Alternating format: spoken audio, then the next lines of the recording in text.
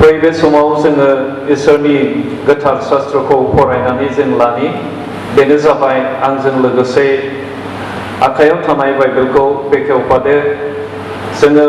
नायगोन जाबाय 2 पिटरनि 3:18 आरो 1 पिटरनिनो 2निफ्राय 3 आं बे पदफोरखौ अयधानि पदफोरखौ आङो फरायनो आखायाव लाबाय। सिगां जोङो फरायनि 2 पिटर 3:18 पदखौ फरायनि। नोंसोरो जोंनि प्रभु आरो जिसु ख्रिस्टनि दया आरो बेनि गियानजों देरलांदो। आं बेसेसिम फरायदों। नोंसोरो जोंनि प्रभु आरो जिसु ख्रिस्टनि दया आरो बेनि गियानजों देरलांदो। आरो फरायनि 1 पिटर 2:2निफ्राय 3 फरायनि।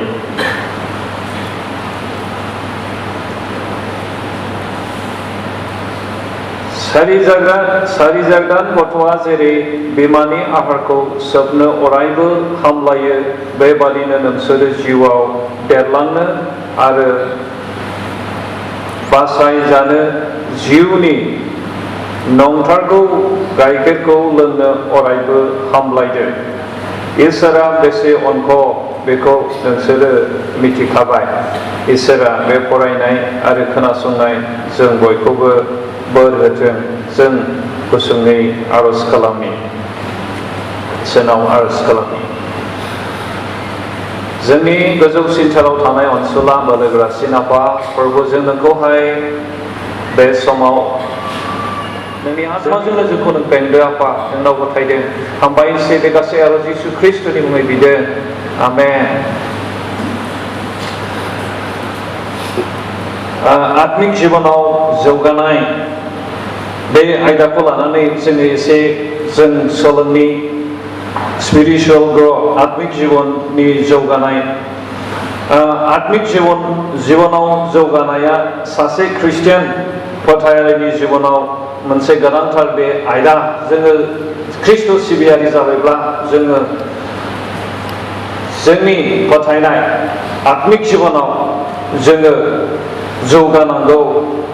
गोख्रों जानांगौ। जोंनि थाखाय बे मोनसे गोनांथार आयदा। जेब्ला जोङो अब्ला जोङो बेनि फिसा जाबाय। बाइबेलाव बुङो, जेब्ला जोङो जहननि 1:12 फरायो, गोबाङा बेखौ फोथायबाय, फोथायग्रा साफ्रोमबो बिनि फिसा जानो इसोरा अधिकार होबाय। आरो जों जेब्ला इसोरनि फिसा जाबाय, इसोरा गावनि आत्माजों जोंखौ सुफुंबाय। दिनै जोङो इसोरनि फिसा जानायखाय इसोरनि जिउजों जोङो दैदेनजानाय, इसोरनि जिउआव जों बोलोग्रा जों जानांगौ। जोङो बिफा इसोरनि, ख्रिस्ट'नि आरो गोथार जिउनि सोमोन्दो गोनां जों व्यक्तिफोर। खारन जों जिसुनि फिसाफोर नालाय, इसोर बिफाजों जिसु ख्रिस्ट'जों गोथार जिउजों मोनसे गोथौ सम्पर्क जोङो लानाय व्यक्तिफोर, सोमोन्दो लानाय जों व्यक्तिफोर, इसोरनि जोङो फिसाफोर। मानोना दिनै जोंखौ बे इसोरा जिसु ख्रिस्ट'आ जोंखौ बियो सायख'बाय। बियो जोंखौ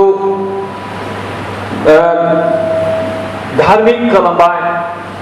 गावनि राजानि बंस बियो दिनै जोंखौ खालामबाय। बियो जोंखौ खोमसिनि बोलोनिफ्राय गावनि सोमोनांथाव स्राङाव लिंहरबाय। आरो बिनि महिमाखौ, बेनि खामानिखौ प्रकाट खालामनो थाखाय बियो दिनै जोंखौ लेंबाय। जेब्ला जोङो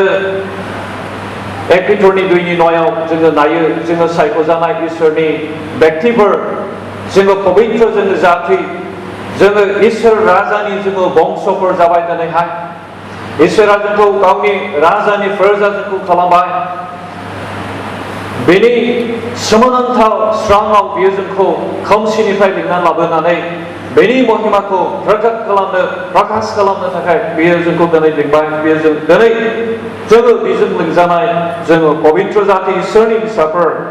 बेनिखायनो दिनै बाइबेला जोंखौ बुङो जे ख्रिस्टान जिबना गोथार जिउजों दैदेनजानाय जाथों। जोङो जेब्ला गालातिनि 5:16 जोङो नायो, आंनि बुंनाया बेनो, जिउजों दैदेनजा, अब्ला नोंसोरो मोदोमनि लुबैनायफोरखौ जाफुंहोनाय नङा। जिउजों दैदेनजा गोथार जिउजों नोंसोरो सालायजानाय बेक्तिफोर जा होननानै बुंदों गोथार जिउजों सालायजानाय बेक्तिफोर जा अब्ला नोंसोर मोदोमनि लुबैनायनिफ्राय नोंसोर गोजानाव थानो हागोन मोदोमनि लुबैनाय गाज्रि जि जोंनि इसोर खुलुमनाय इसोरनि सायाव फोथायना थानाय इसोरनि आसाखौ नस्थ' खालामग्रा बेनिफ्राय नोंसोरो गसंथानो हानाय होननानै बेवहाय गालातियावहाय जोङो 5नि सल'आवहाय नायोब्ला जोङो बेवहाय मोननो हायो जों खारन इसोरनि फिसाफोर जानायखाय इसोरनि जिउजों दैदेनजानाय जों बेक्तिफोर जों जानांगौ जोङो माबोरै आत्मिक जिबनाव जौगानो हागोन आत्मिक जिबनाव राफुंसार जानायनि मोनसे जोंहा थांखि थानांगोन आत्मिक जिबनाव जोंहा गोख्रों जानायनि मोनसे जोंहा गावखौ इसोरनाव गोख्रोङै गथायनाय आरो गसंथानाय जोङो जानांगोन जोङो इसोरजों लिंजानाय बेक्ति जानायखाय जेब्ला जोङो इफिसियानि 3:17निफ्राय 19 पदआव जोङो बहाय फरायो जों बेयाव नुनो मोनो जाबाय पौला बेखौ बुंनो जाबाय जोंनि गोसोफ्रा जिसु ख्रिस्ट'जों रोदा सुजानाय आरो लुखांजानाय जानांगौ होननानै बुंदों जोङो दिनैहाय जोंनि जिबनाव जिसु ख्रिस्ट'खौ जायगा होनानै जोंनि जिबनाव जिसु ख्रिस्ट'खौ स्थान होनानै बेजों जोङो लुखांजानाय बिसेस बेक्ति जोङो जानांगौ बेयाव जों फरायनि एफिसियानि 3:17खौ जोङो एसे बाइबेलाव फरायनानै जों नायनि बाइबेलाव बाहाय जोंखौ बेबायदि फोरोंदों आरो नोंसोरनि फोथायनायजों ख्रिस्ट'आ नोंसोरनि गोसोफ्राव खामिथों जिसु ख्रिस्ट'आ इसोरा जोंनि गोसोआव जोंनि जिबनाव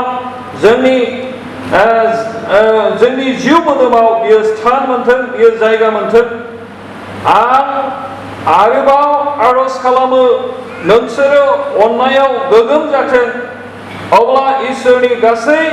मानसिफोरजों लोगोसे ख्रिस्ट'नि अननाया नोंसोरनि सायाव बेसे गुवार बेसे गोलाव बेसे गोजौ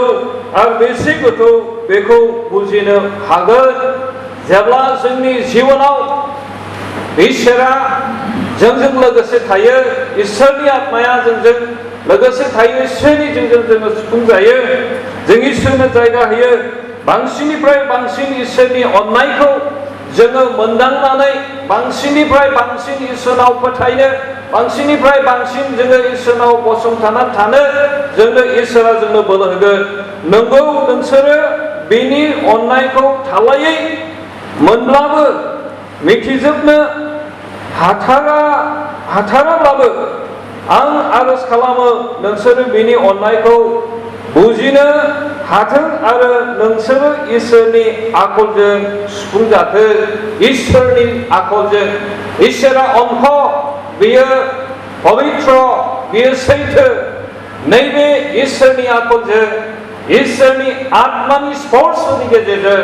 जों जेन सुफुंजायो आरो जों जेन गसंथानानै थानो हायो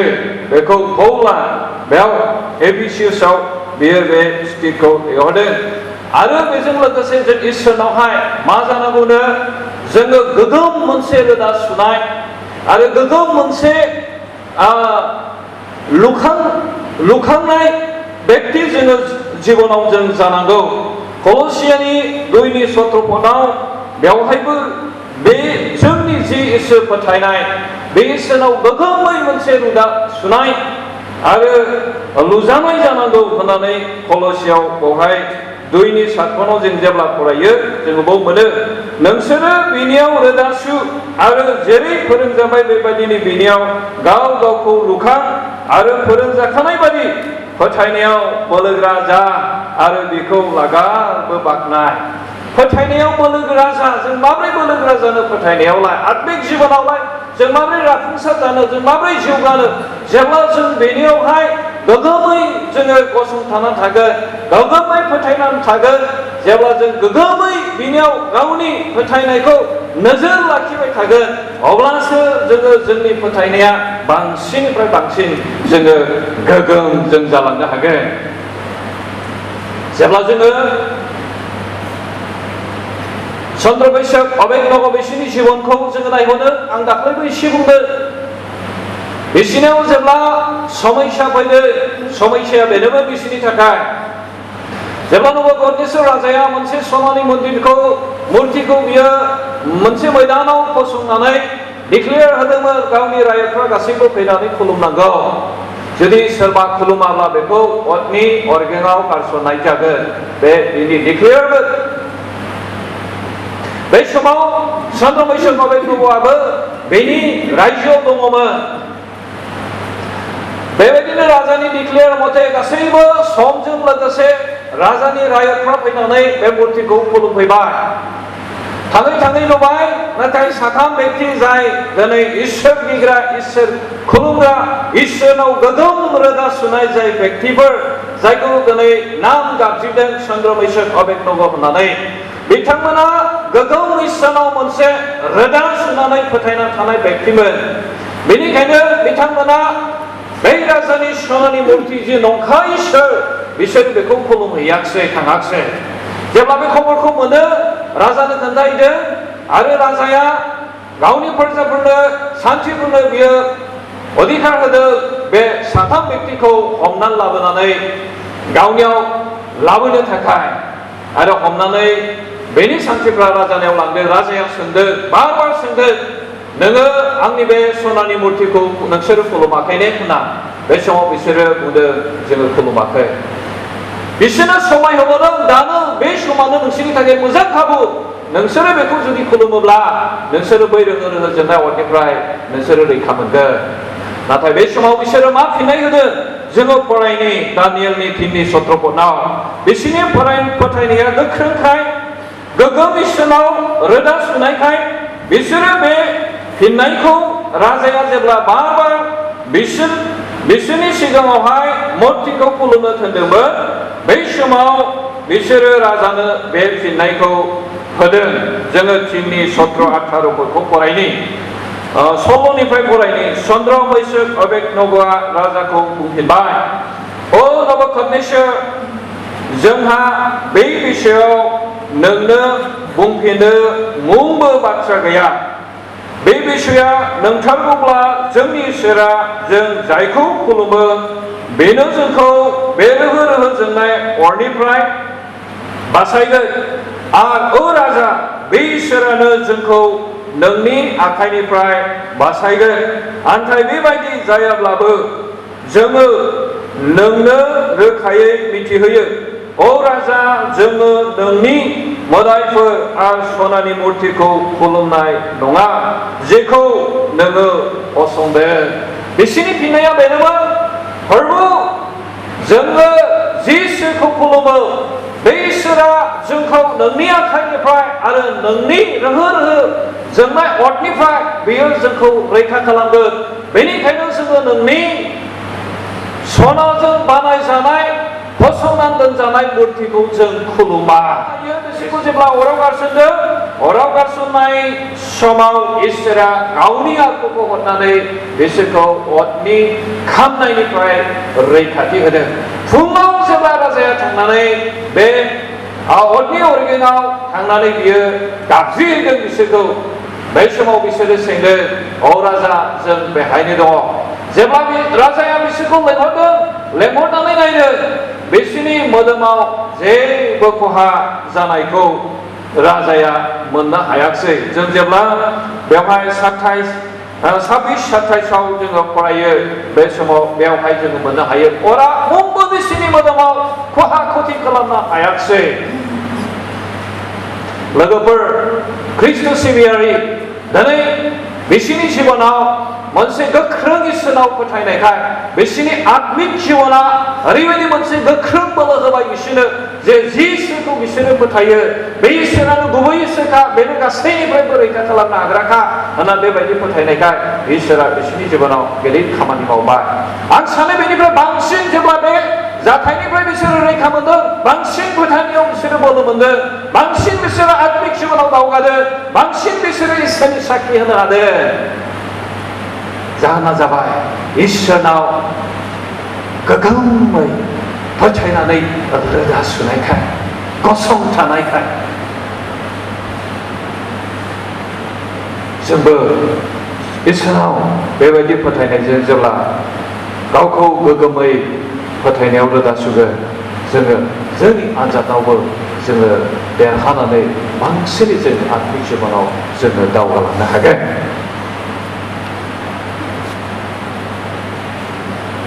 माबोरै जोङो आत्मिक जिबनाव जौगानो हागोन आत्मिक जिबनाव जौगानायनि माखासे आरो जों लामाफोरखौ जों नायनो गोबां उदाहरन दङ खिन्थु आं माखासे एसे उदाहरनफोरखौ जोङो जौगानायाव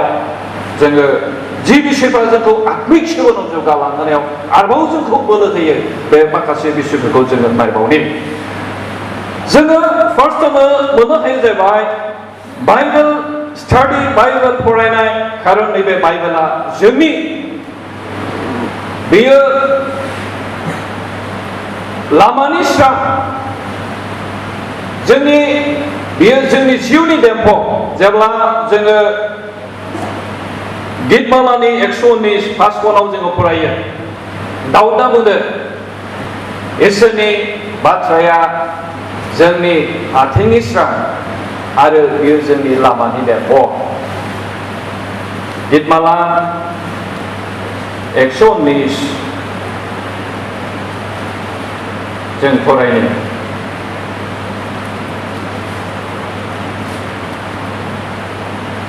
105 नोंनि बाथ्राया आंनि आथिंनि देम्फ आरो लामायाव आंनो स्रां होग्रा जाबाय बे इसोरनि गोथार शास्त्रआ जोंनि ख्रिस्टियान जिबनाव जोंनि ख्रिस्टियान जिबन दावगानायाव बेयो जोङो मोजां गाज्रिखौ सिनायहोग्रा बे जोंनि जिउनि स्रां आरो बेयो जोंनि फोथायनायाव जोंखौ लुखांनो हाग्रा बे इसोरनि आहार खारन बाइबेलाव बे इसोरनि हांजों लिरजानाय जोङो जेब्ला 2 तिमथिनि 3:16 सत्रफोरखौ जोङो फरायो बे इसोरनि जिउजों लिरजानाय आरो बे इसोरनि गोथार बाथ्रा बेयो जोंखौ कारेक्सन खालामो बेयो जोंखौ मोजां गाज्रिखौ सिनायनो बोलो होयो मिथिहोयो आरो जोङो बेजोंनो बबेया मोजां गाज्रि बेखौ सिनायनानै गाज्रिनिफ्राय जोङो गावखौ थख'थानो हानाय इसोरा जोंनो बेखौ लामा दिन्थियो बेनिखायनो दाउदाबो बेखौ बुङो बेयाव डेभिडआ बुङो जे नोंनि बाथ्राया आंनि आथिंनि देम्फ आं माबोरै ख्रिस्टियान जिबन जाफुं खालामनांगौ थाबायनांगौ बेयाव बे इसोरनि बाथ्राया सहाय खालामो आरो बियो स्रां होयो बबेयाव मा गाज्रि दं बबेयाव मा भुल दं बबेयाव मा गोरोन्थि दं बेखौ बियो मिथिहोयो बे इसोरनि गोथार शास्त्रआ बेनिखायनो बे बाइबेल फरायनायजों आरो इसोरनि रावखौ खोनासंनायजों जों जिउआवहाय बोर मोनो होननानै बुंदों जेब्ला जोङो नेहेमियानि 8:3 फरायो बेवहाय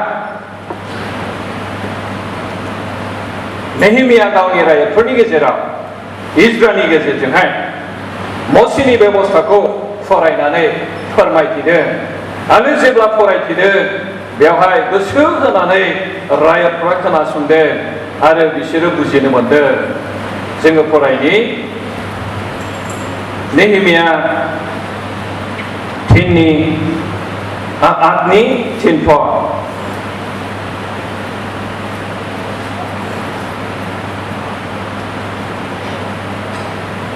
आरो बियो दै लांगोनानि खाथियाव गसंनानै सबथिङै मोखां जानानै बे आयेननि बिजाबखौ रायतफोरनि सिगाङाव स्रां जानायनिफ्राय सानजौफुसिम फरायथिबाय आरो बेयाव नुजाफैनाय गासै रायतफ्रा गोसो होनानै खोनासंबाय जाय नेहेमिया इजरानि गेजेरजों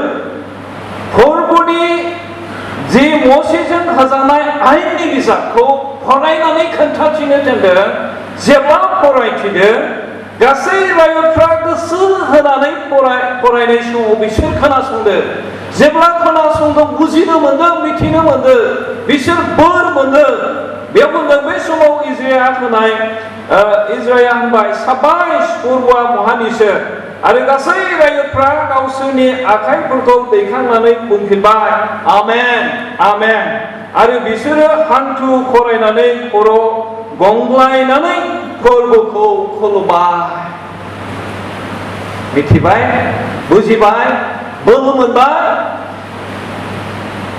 आरो गावसोरनि मावनाय दायफोरखौबो मोनदांबाय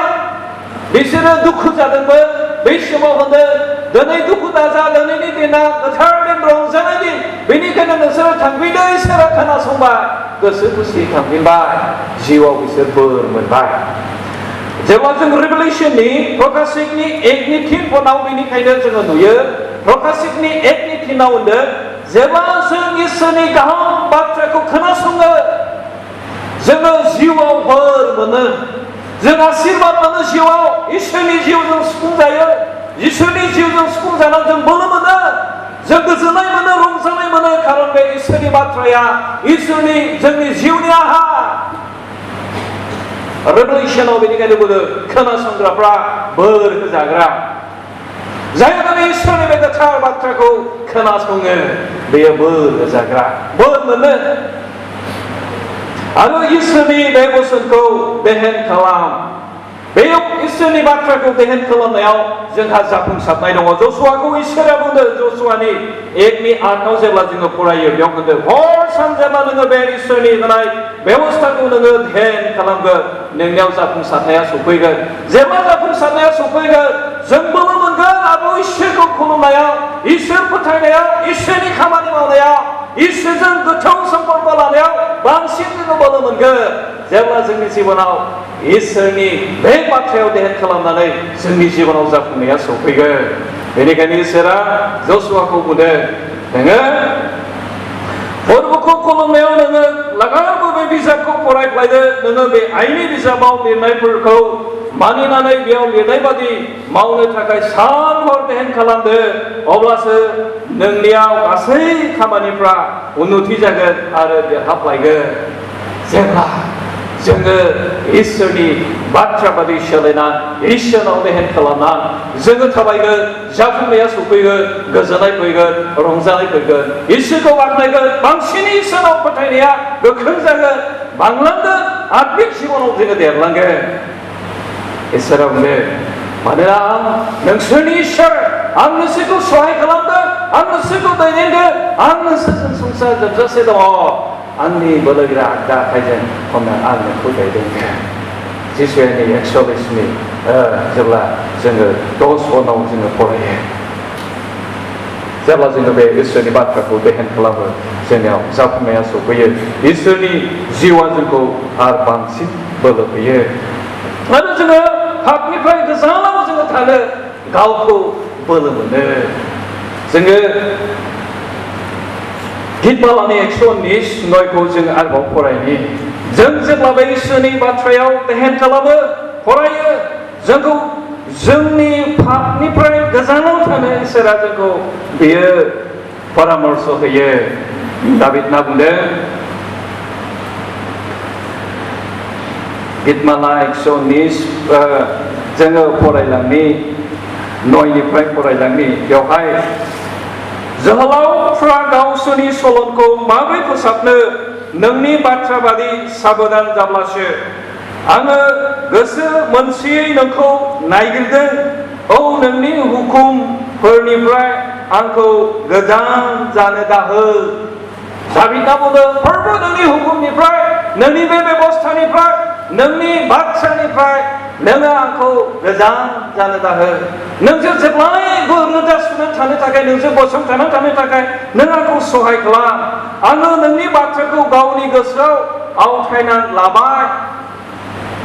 मानोना आंनि नोजोरा बेनो आङो नोंनि जेंना पाप दाखालामथो इसोरनि नैबे बोसोनासो जोंखौ गाज्रि उदायै जोंनि जिउनि जि जेंना पाप बेनिफ्राय जोंखौ गोजानाव थानो बे जोंखौ हेफाजाब होयो जेब्ला जिसु ख्रिस्ट'आ 40 दिन बियो फास्टिंआव दंमोन सैताना बेखौ आनजाद लादो नोंनि गोसोब्ला बे अन्थाइखौ सिथाव खालामनानै नोङो जादो जिसु ख्रिस्ट'आ बुंदों मानसिया सिथावजोंल' थांनानै थाया नाथाय इसोरनि गाहाम बाथ्राजोंसो बे इसोरनि गाहाम बाथ्राया जोंनि जिउनि आहार बे गाहाम बाथ्राया जोंनि जिउनि बोलो बे गाहाम बाथ्राया जोंनि जिउनि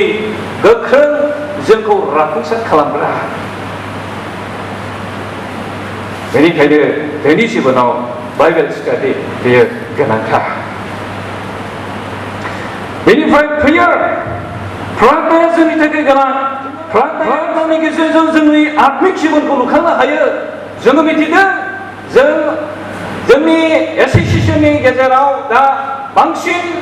प्रेयाराव समाय होनाय मण्डली दिनै जों स्पन्सर खालामजानाय नोंथांमोननि मण्डली जोंनि मण्डली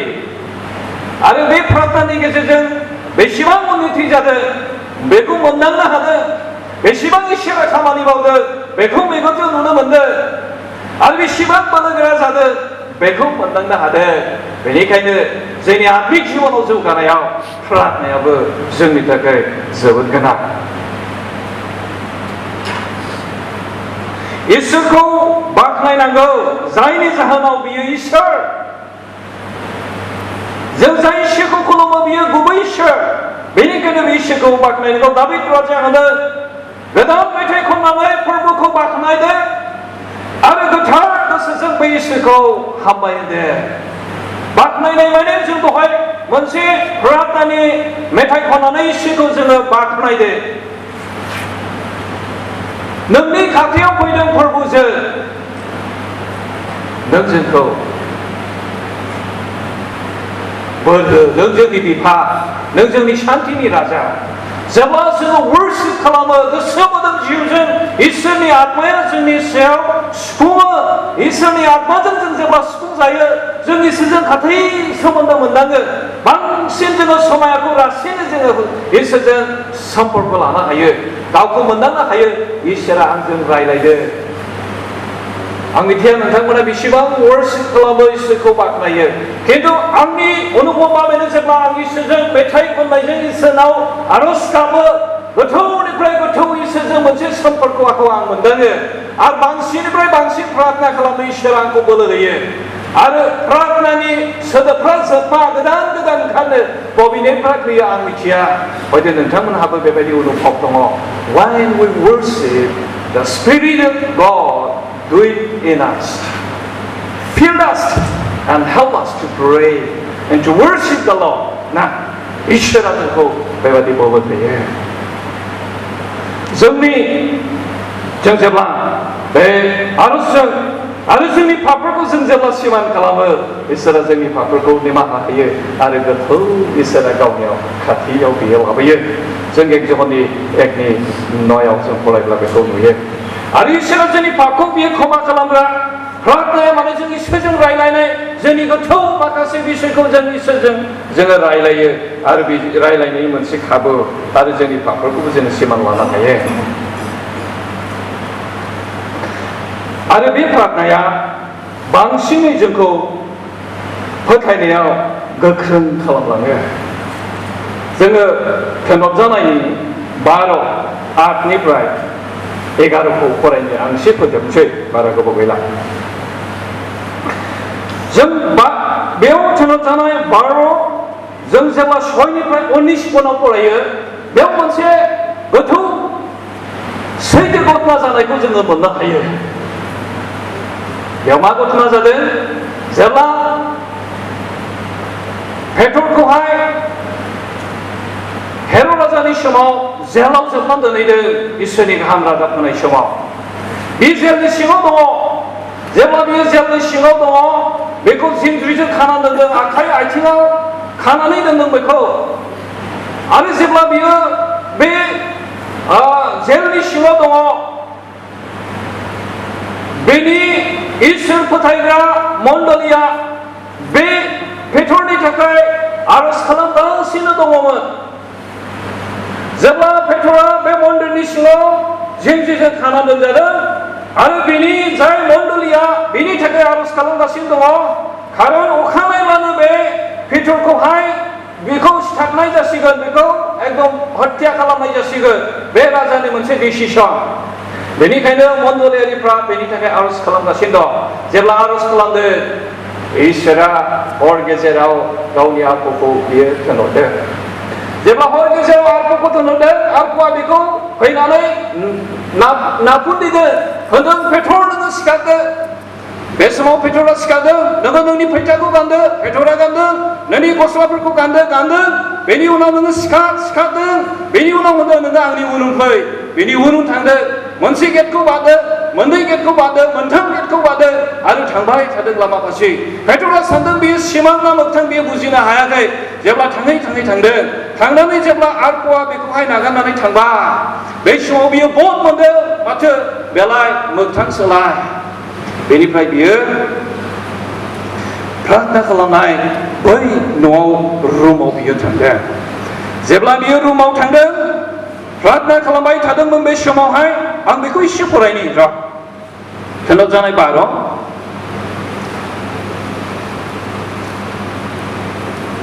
बेवहाय जेब्ला बियो सहैदों जननि बिमा मरियाम न'आव थांदों बियो जनखौ मार्कुसबो होनो बेयाव गोबां मानसिफ्रा ज' जानानै आरज खालामबाय थादोंमोन पेट्रनि थाखायनो ओमफ्राय बियो सहैदों दराव सहैनाय समाव सासे आइजोआ बायराव ओंखारलांदों खोनानानै ओमफ्राय जेब्ला बायराव दर मोखाङाव थांदों दरखौ खेवनानै ओरैबो लाना नायदों जेब्ला नायदों पेट्रआ दर मोखाङाव गसंनानै दङ जेब्ला गसंनानै दङ बियो दरखौ फांथेफिननानै गावनि प्रार्थना ग्रुपआव थांनानै खोथाहैदों पेट्रआ दुवार मोखाङाव गसंनानै दङ बे समाव मोनदोंमोन नों फाग्लि जाबाय नामा पेट्रआ सेलाव दङ हरनि सम बियो माब्रै फैनाय बियो प्रार्थना होनदों नायहै पेट्रआ गसंनानै दङ जेब्ला बियो थांदों बिसोरबो थांदों नायहैदों पेट्रखौ बिसोरो नुनो मोनदों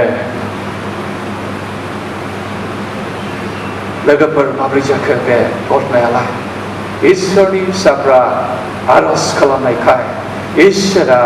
सोमोनांथाव पेट्रनि जिबनाव जानो गोनां जाथायनिफ्राय इसोरा बेखौ रैखा खालामबाय बेनिखायनो जोंनि आत्मिक जिबनाव जौगानो थाखाय जोङो देरहानो थाखाय जोंनि जिबनाव प्रार्थनाया गोनां लोगोफोर प्रार्थनाजों जों गसंथानानै थानो हायो आं लास्टआव जोबथानायाव बेखौनो बुंनायसै बेनिफ्राय जोङो फेल'शिप नांगौ जोङो गावजों गाव ख्रिस्टियान जिबनाव फेल'शिपआ गोनां लोगो लालायनाया गोनां मण्डलियाव लोगो लालायनायजों जोङो जिउआव लुखांजानायखौ मोनो जों हेफाजाब मोनो बाइबेलाव बुंनाय जाबाय प्रभाबसनि बोसोन बिजाबनि 27:17 लहाया जेरै लहाखौ हायो गोबौ खालामो ख्रिस्टियानजों ख्रिस्टियान जों जुदि लोगो लायोब्ला जोङो इसोरनि रावखौ रायलायलायनानै जोङो बांसिनै जिउआव थुलुंगानायखौ मोनो आरो जोङो लुखांजानायखौ मोनो फोथायनायाव जों गोख्रों जायो जेब्ला जों ख्रिस्टियानजों ख्रिस्टियान लोगो लालायनाया जोङो सोलांगोन इसोरनि रावखौ जों मोननाय नङा फोथायनायाव जोङो उनसलांगोन जेब्ला जों रासिनै इसोर फोथायारिफोरजों लोगो लागोन इसोरनि रावखौ जों जेब्ला खोनाबाय थागोन बांसिनै जोङो लुखांजागोन गावखौ गोख्रोङै गसंथाना थानो हागोन बेनिखायनो पाउलआ मोनसे खोथा बुंदों बे जोबनाय गोब्राब खाथियाव नोंसोरो गावजों गाव बांसिनै लोगो लालायनायखौ नोंसोरो दाबाव जोङो हिब्रुनि 10:26-25 फरायनि पाउलआ बे जोबनाय मुगायाव नोंसोर गावजों गाव लोगो लालायनायखौ जानागा होननानै बुंदों बेयाव होनदों बे जोङो सासेया सासेनि थाखाय साननो नाजानि अननो आरो गाहाम हाबाफोर मावनो जोङो गावजों गाव गोसो दुंखांहोज्लायनि सोरबा जथुमनायाव लोगो लाग्राफोर बादि जोङो गावजों गाव लोगो लाज्लायनायखौ नागारालाबानो फोरबोनि फैफिनगोन साना खाथिनिफ्राय खाथिसिन जानायखाय बे जोङो रासिननिख्रुइ रासिन लोगो लाज्लायनानै गोसो दुंखांहोज्लायनि लोगोफोर ख्रिस्ट' सिबियारि जों ख्रिस्ट' सिबियारिफ्रा ख्रिस्ट' फेल'शिपआव लोगो लाज्लायनाया जोंनि थाखाय जोबोद जिउआव थुलुंगानाय मोनसे लेसन मोनसे बियो जोंनि थाखाय बोलो होयो बेनिखायनो बयबो बुंदों खाथिनिफ्राय खाथिसिन बे मुगायाव जोङो लोगो लालायनायखौ बांसिननिफ्राय बांसिन लानि जाहाथे जोङो जिउआव लुखांजायो जोङो सिरि मोनसेनो गोख्रोंसिन जानो हायो बै समाव जेब्ला प्रेरित जानायनिनो जेब्ला बै समाव बिसोरो पेट्रलमेननि गाहाम बाथ्राजों गोबां मानसिफ्रा इसोरखौ मोनदों 3000 बाप्तिस्मा लादों बै समनि फोथायारिफ्राबो बिसोरो गावजों गाव लोगो लालायदों बिसोरो खथायाव बिसोरो रुमाव इसोरखौ बाख्नायदों बिसोरो रुथि प्रभु भज बिसोरो जादों बांसिननिफ्राय बांसिन बिसोरो फोथायनायाव गोग्रोम जादों बेनिफ्राय बिसोर गोबां इसोरनि रायजोखौ बिसोरो नुखांदों बांसिननिफ्राय बांसिन बिसोरो इसोरनि गोमानाय आत्माफोरखौ मोनदों आरो बिसोर इसोरखौ बाख्नायदों जयै थादों बेनिखायनो लोगोफोर जोंनि जिबनाव फेल'शिपआ गोनां साननो हागौ आं ख्रिस्टियान आंनाव बाइबेल दं आं प्रार्थना खालामनो रोंगौ नाथाय फेल'शिप गैयाब्ला बेबो लासैयै जामलांगोन माराम जागोन दाहार खालामनो हानाय नङा बेनिखायनो ख्रिस्टियान जिबनाव लोगो लालायनाया गोनां बेनि हितमालानि 133नि 1 खनाव बुंनाया लोगोफोर खौसे थानायाव लोगो लालायनाया बेसे गाहाम आरो बेसे मोजां खारन बेयाव जोङो सासेया सासेनि थाखाय फोथायनायाव बोलो एनकारेजमेन्ट होलायनायखौ जों मोननो हायो बेनिखायनो बै लोगोफोर जोंनि जिउआव जों गावखौ आत्मिक जिबनाव बांसिननिफ्राय बांसिन थुलुंगा मोननो थाखाय जोङो जिउआव जाफुंसार जानो थाखाय जोङो इसोरनि बे जोंनि जिउनि जि आहार बेखौ जोङो खोनासंनि बेखौ जों फरायनि बेनिफ्राय जों इसोरनाव आरज खालामनि आरजजों इसोरा जोंनि जिबनाव सोमोनांथाव खामानि मावगोन जोंखौ फोथायनायाव बांसिन बियो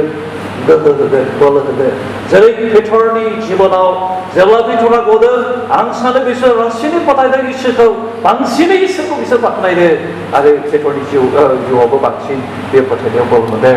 प्रार्थनाया जोंखौ बोलो होगोन फेल'शिप लोगो लालायनायजों बांसिन जों गावखौहाय खामथि जानो हागोन आरो इसोर फैनायखौ जों नेनानै थानो हागोन बेनिखायनो जोङो बै जेब्लायबो बे इसोरखौ